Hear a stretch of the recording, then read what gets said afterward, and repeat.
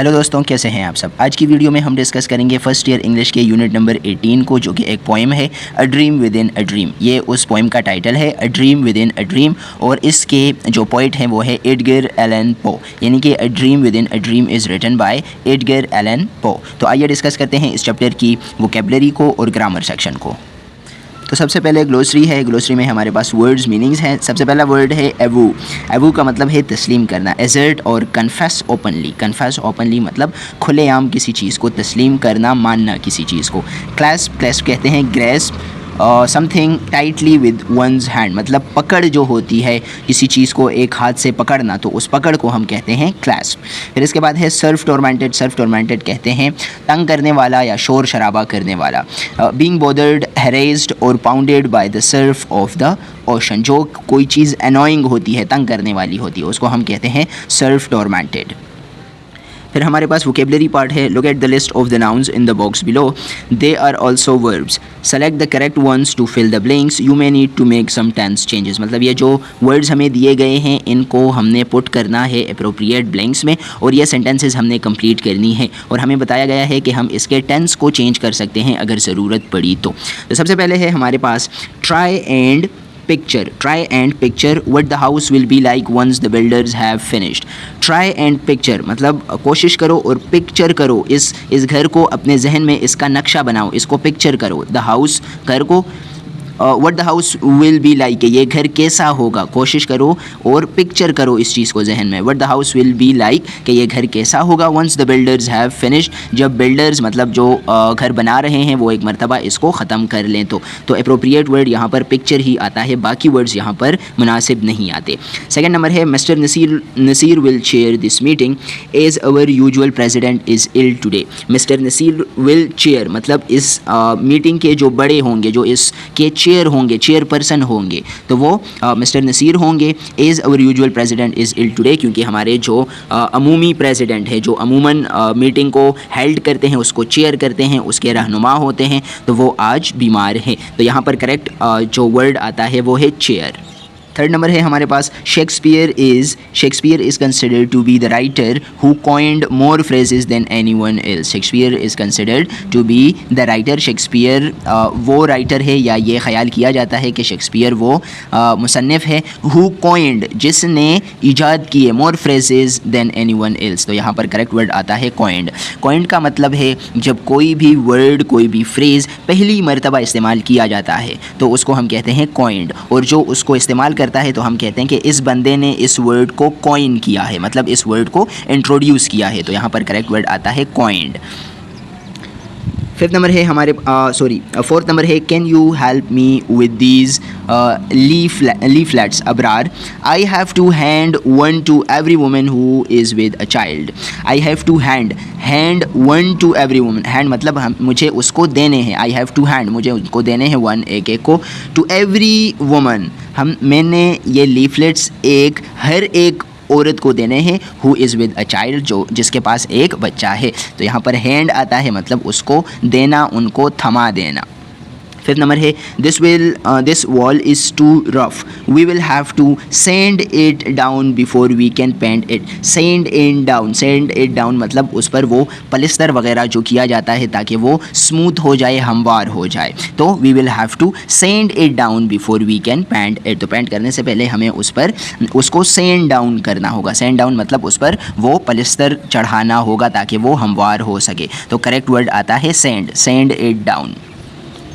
Six number है the smugglers beached their boat and unloaded the stolen goods into the waiting car. The smugglers beached their boats मतलब उन्होंने उनकी जो कश्ती थी उन्होंने उसको किनारे पर रोका। The smuggler beached the boat, जैसे हम कहते हैं पार्क में कोई कार पार्क्ड होती है, they parked their car. So the smuggler beached their boat, क्योंकि वो बीच पर ही आते हैं, किनारे पर ही आते हैं, and unloaded the stolen goods into the waiting car.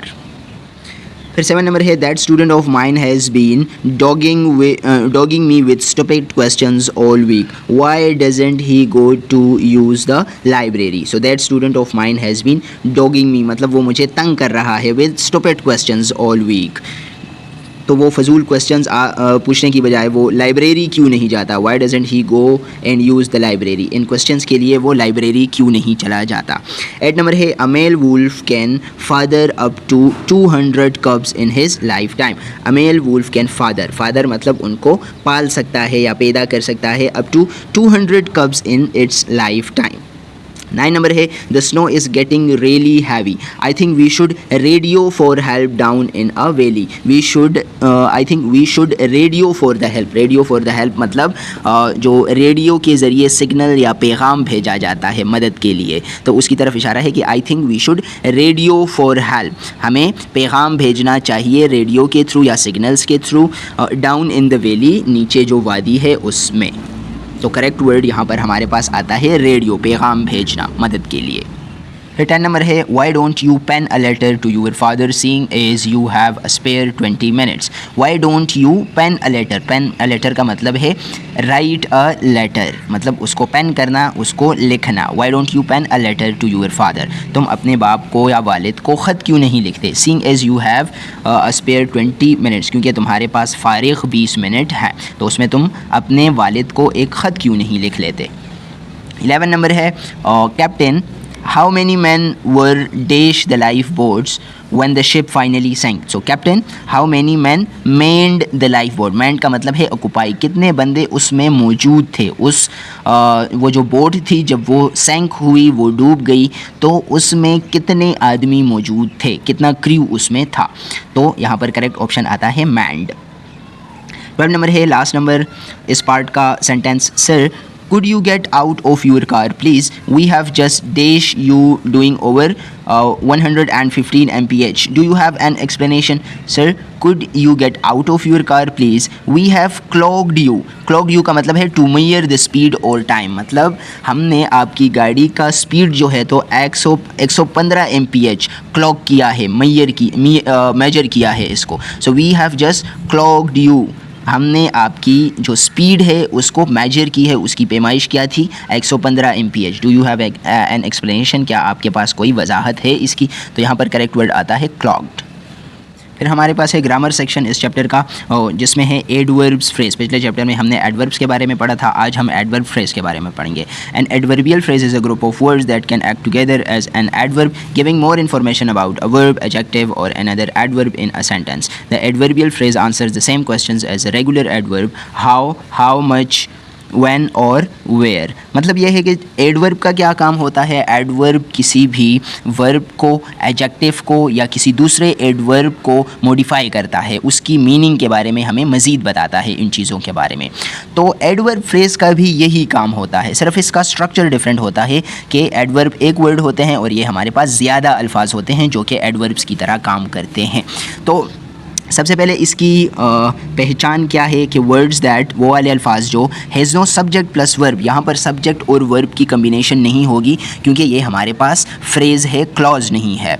तो has no subject plus verb combination works as an adverb, इसका काम क्या होगा एडवर्ब फ्रेज़ का, ये एडवर्ब की तरह काम करेगा, यानी कि या तो किसी वर्ब को या एडजेक्टिव को और या फिर दूसरे एडवर्ब को मॉडिफाई करेगा, उसके बारे में हमें मज़ीद इन्फॉर्मेशन देगा।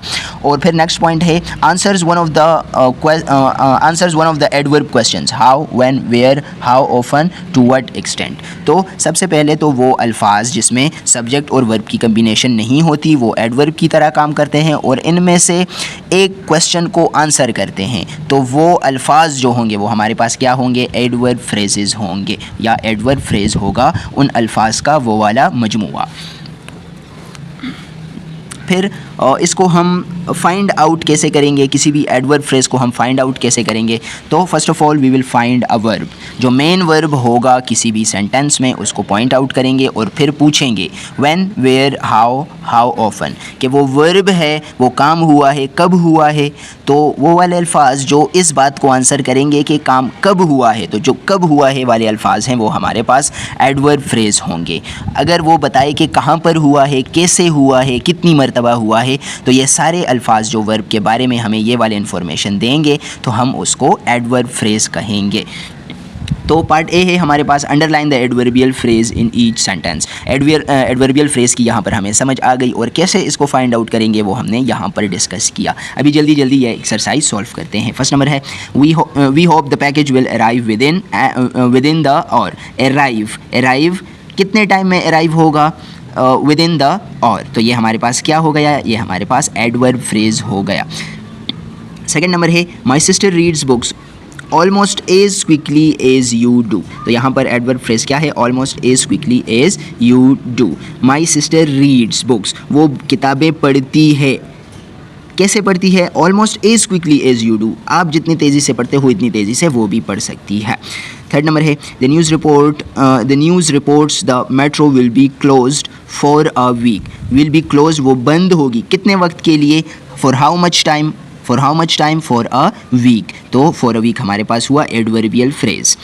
फिर फोर्थ नंबर है your pen writes better than my pen does, तो यहाँ पर ये पार्ट ऑफ द सेंटेंस हमारे पास एडवर्बियल फ्रेज है। फिफ्थ नंबर है Nawab takes the bus on Tuesdays, Nawab takes the bus when on Tuesdays, तो ये हमारे पास क्या है, एडवर्ब फ्रेज है या एडवर्बियल फ्रेज है।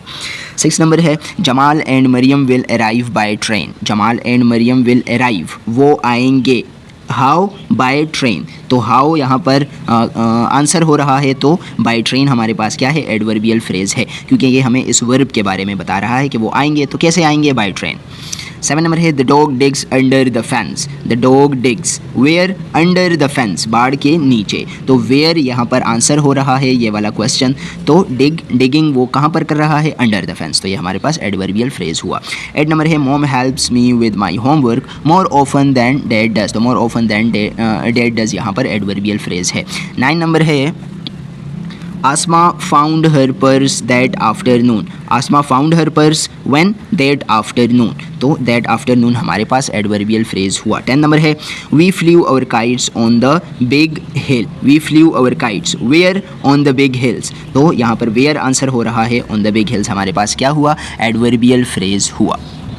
फिर यहाँ पर पार्ट बी है ग्रामर का, match each main clause with an adverbial phrase to create a sentence, adverbial phrase और ये मेन क्लॉजेस हैं, ये एडवर्बियल फ्रेजेस हैं, तो हमने इनको मैच करना है ताकि कंप्लीट सेंटेंस बन सके। फर्स्ट नंबर है वन ब्लीक आफ्टरनून, तो ये हो जाएगा the boys began to play catch, not too far away the dogs began barking, all around the world something odd was happening.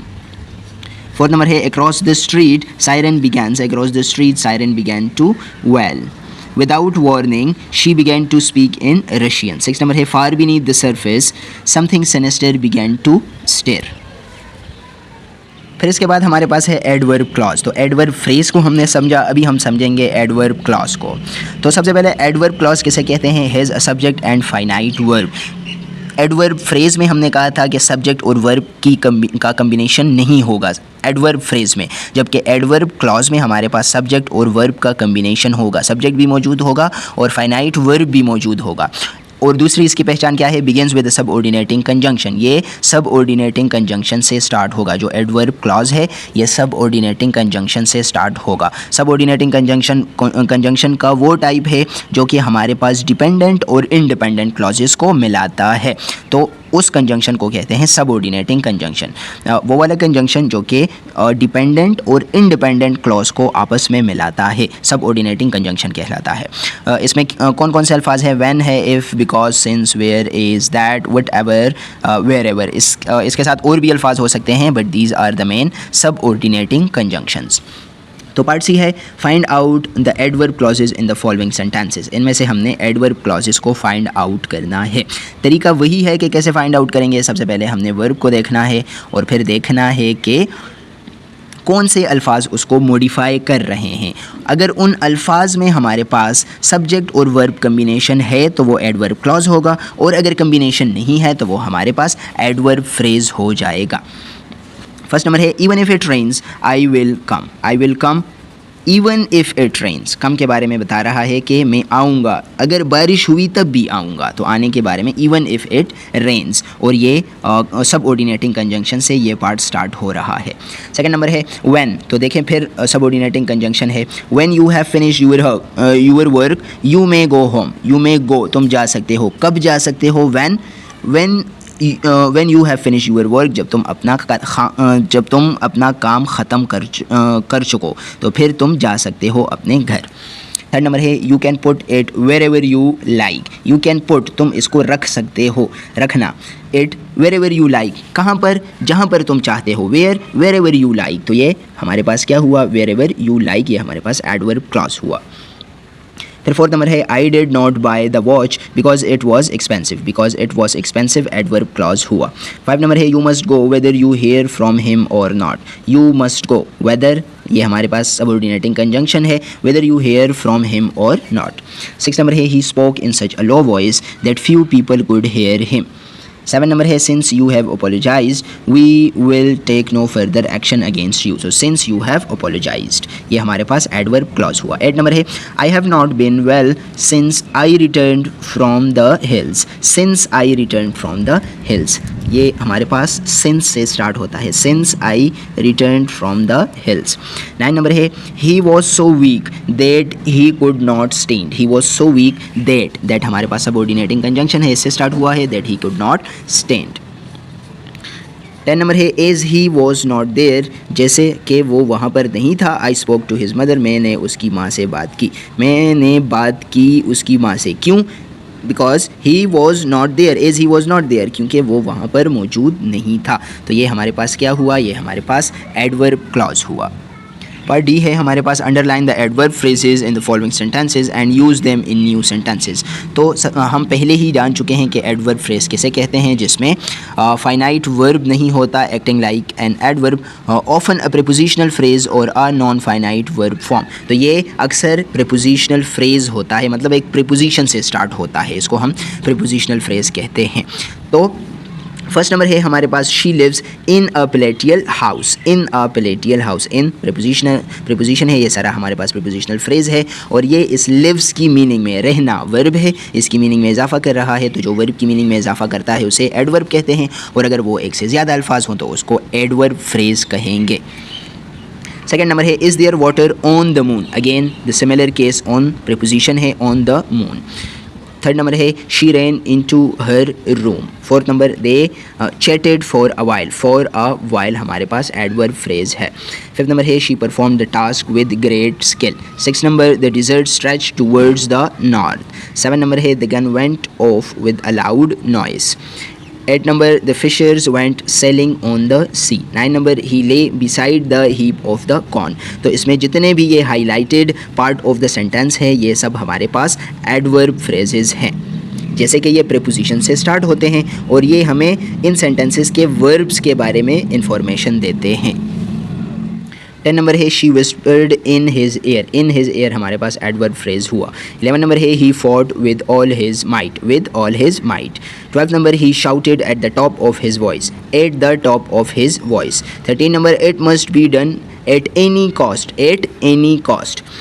14 number है much water has run under the bridge. Under the bridge हमारे पास adverb phrase हुआ। 15 number है without pausing to consider he struck the blow. Without pausing to consider हमारे पास adverb phrase हुआ। Part E है हमारे पास fill in the blanks with suitable words provided under the sentence to make adverbial clause. ये हमारे पास words दिए गए हैं, हमने अप्रोप्रिएट वर्ड को ब्लैंक में यूज़ करना है ताकि हमारे पास एडवर्बियल क्लॉज बन जाए। सबसे पहले है I waited for my friend until up to unless he arrived। तो until he arrived। Second number है he hid where his pursuers could not find him। 3 number है I am as intelligent as you are। as so and then में से हमारे पास as आता है। I am as intelligent as you are, मैं आपके जितना ही इंटेलिजेंट हूँ। 4 नंबर है as he was not there I left a message with his mother। as he was not there। 5th number है we eat so we may live। we eat so we may live। 6 number है she was so tired that she could barely stand। she was so tired। 7 number है if you eat too much you may fall ill। if you यहाँ पर सही option if आता है इन तीनों में से। 8 नंबर है though he started early he finished late। 9 number unless you do not tell me everything I'll not be able to help you। 10 number do not go until I get ready। until I get ready। Part F है हमारे पास, each of these proverbial sayings contain an adverb clause, identify the adverb clause in each sentence. ये हमारे पास proverbial sayings हैं, मतलब कुछ quotation से है या अच्छी बातें हैं हमारे पास सेइंग्स हैं, तो इनमें से हमने एडवर्ब क्लॉज को फाइंड आउट करना है। सबसे पहले है while the cat is away the mice will play। so while the cat is away, हमने पढ़ा था कि adverb clause begins with a subordinating conjunction, और इसमें हमारे पास सब्जेक्ट भी होगा और वर्ब भी मौजूद होगा। तो यहाँ पर देखें while, ये हमारे पास क्या है, सब ऑर्डिनेटिंग कंजंक्शन है, इससे स्टार्ट हुआ है, तो this part of the sentence is adverb clause. इसी तरह बाकी सेंटेंसेस भी हैं। सेकंड नंबर है Ali travels around the world while truth is putting her boots on, while truth is putting her boots on। Third number है if you don't know where you are going any road will get you there। if you don't know, if से start हुआ है conjunction से, subordinating conjunction से, तो this part of the sentence is adverb clause. Fourth number है memory is deceptive because it is coloured by today's events. Memory is deceptive because it is colored by today's events, so this part of the sentence started with a subordinating conjunction is acting as adverb clause। fifth number है never look down on anybody unless you are helping him up, unless you are helping him up। sixth number है you have to kiss a lot of toads before you find a handsome prince, before you find a handsome prince। seventh number है whenever you find yourself on the side of the majority it is time to pause and reflect। so this part of the sentence starting with a subordinating conjunction is acting as an adverb clause in this sentence। 8 number sentence है हमारे पास life is what happens when you are making other plans, when you are making other plans. 9 number as soon as you forget something you make it extraordinarily appealing, as soon as you forget something. जैसे ही आप किसी चीज़ से किसी को मना करते हो तो आप उसको ज़्यादा अहमियत दे देते हो उस चीज़ को, you make it extraordinarily appealing. 10 number है everything is funny as long as it's happening to somebody else, as long as it's happening to somebody else.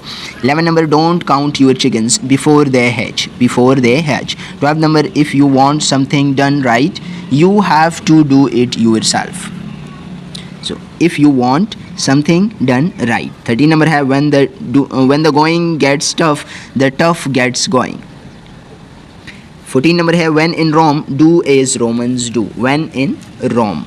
15 number है don't cross the bridge till you come to it, till you come to it। हमारे पास last part है इस chapter का जी number, fill in the blanks to complete each sentence to make adverbial clause। again some words are given here and we have to select appropriate word or words to make an adverbial clause। the first sentence we have is the woman took notes while being taught to cook, appropriate option is while being taught to cook। second number is we will go to the game, we will go to the game even if it rains। third number है you can put the package wherever you like, you can put the package wherever you like। अब यहाँ पर देखिए ये options हम इसीलिए choose कर रहे हैं क्योंकि हमने पढ़ा कि एडवर्बियल क्लॉज एक सब ऑर्डिनेटिंग कंजंक्शन से स्टार्ट होगा, तो यहाँ पर देखिए ये हमारे पास सब ऑर्डिनेटिंग कंजंक्शन से स्टार्ट हो रहे हैं, तो इसी वजह से हम यही ऑप्शन चूज़ कर रहे हैं। दूसरा ये कि एडवर्बियल क्लॉज बनाना है तो मोर देन वन वर्ड होंगे। फोर्थ नंबर सेंटेंस है हमारे पास dash you will not be punished since you have apologised, you will not be punished. Fifth number है she was so tired that she could not stand, she was so tired that she could not stand. तो ये थी हमारी आज की chapter number 18 की discussion, जिसमें हमने इस चैप्टर की वोकेबलरी और ग्रामर को डिटेल से डिस्कस किया। अगर आप लोगों को किसी पॉइंट की समझ नहीं आई तो आप हमसे कमेंट सेक्शन में पूछ सकते हैं। If you like this video please share, subscribe and like our channel. मिलते हैं किसी नेक्स्ट वीडियो में, तब तक के लिए stay safe and stay blessed.